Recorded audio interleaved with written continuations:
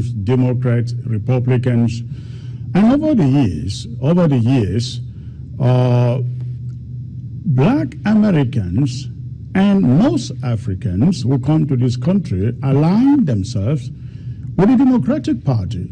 But there is a growing consciousness within the black community to what they believe is a plantation politics that the Democrat play against the African American. In other words, they ask for their votes, they get their votes, and they do nothing. You see the case of Barack Obama. Maybe Clinton did something a little bit. But Barack Obama, no. Most of their presidents, no, they do nothing. Once they get there, the blacks have remained in the plantation of voting, food stamps, housing. It never changed. I want to say that Africans expected a lot from the presidency of Barack Obama, being that he is a true descendant of Africa from Kenya. We expected a lot. Some of the things that you have mentioned here, we really thought, some of us who are in the diaspora and see what is going on back home, we thought Barack Obama was in the place to tear down some of these old practices and bring in a new spirit, inject a new spirit in leadership, in government, in democracy in Africa. Essentially, Barack Obama did nothing. Rather, he was trying to push a gay and lesbian agenda on Africa. I remember Hillary Clinton going to Uganda and telling Africans American aid is going to be henceforth tied to your acceptance of lesbianism and homosexualism. This is the problem we have. Africans feel like African Americans are not supporting this kind of transparent institutions in Africa. And the Obama example is a glaring example. Well, Barack Obama is an anomaly because although he is biologically African, he is 100% psychologically a European. So I wouldn't call him an African, and I wouldn't call him an African American. He doesn't belong to either of us. He belongs to the United States government. Now, the question is not why Barack Obama betrayed African people. The question is, why did African people believe that Barack Obama signaled any change in policy towards Africa? See, that's the mistake that we're making. We keep letting white supremacy outthink us and out-strategize us. What proof did we have? What evidence did we have that suggested that Barack Obama was going to be anything new for black people? See, we have this mistake we make that a black face equals black power. And I'm here to tell you unequivocally, black power is not necessarily contained within a black person. In fact, is usually the opposite. The blacker the government, the more white the power behind it, because we do not finance our own campaigns.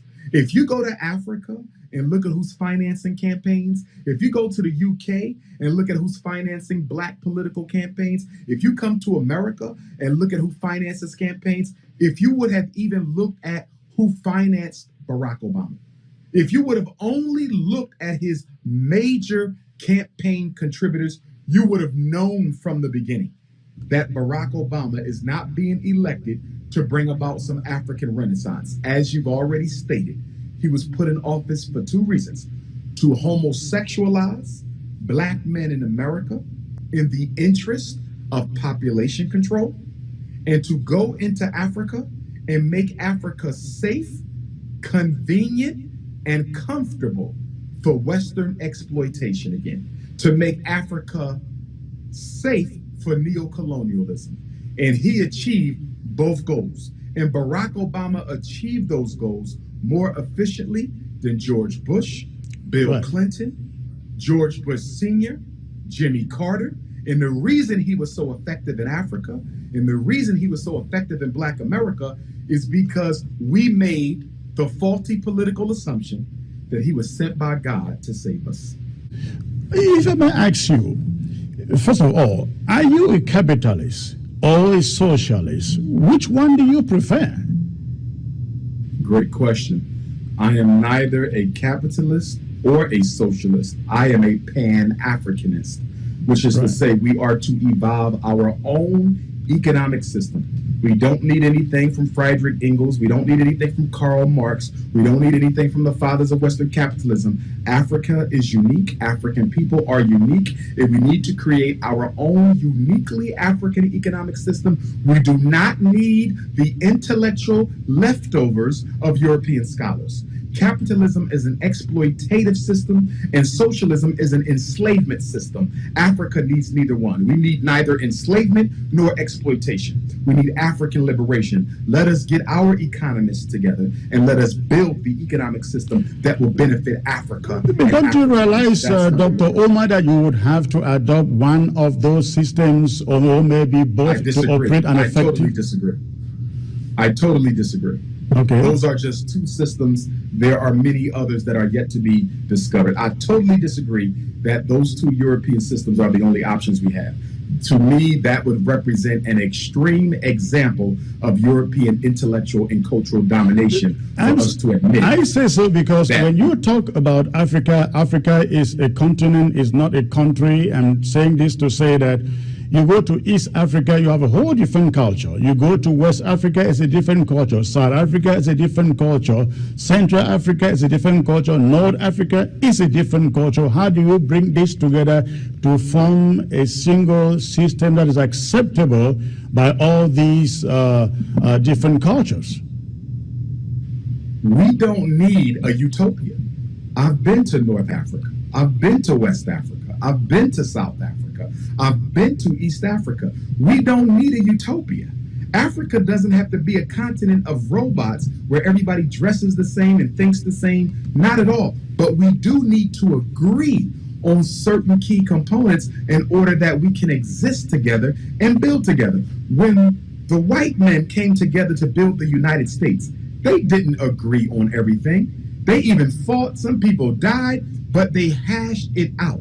They found a way to work together. The Arab League, they don't all like each other. They don't all get along. But when it comes to the best interests of Arab people, they can have a time out from their petty differences long enough to work together for the benefit of the Arab people. You go to the European Union. They don't all get along. They don't all see things the same way. The European is not a utopia, but they've been able to work together long enough to hammer out a system that benefits all of their people. If the Chinese, if the Asians can do it, and the Arabs can do it, and the Anglo-Saxons can do it, why can't we? We're not looking for a utopia. We're looking for agreement along certain key lines that are mutually beneficial to all Africans in Africa and all countries in Africa. The only people who would be opposed to that are neo-colonialists and black bourgeoisies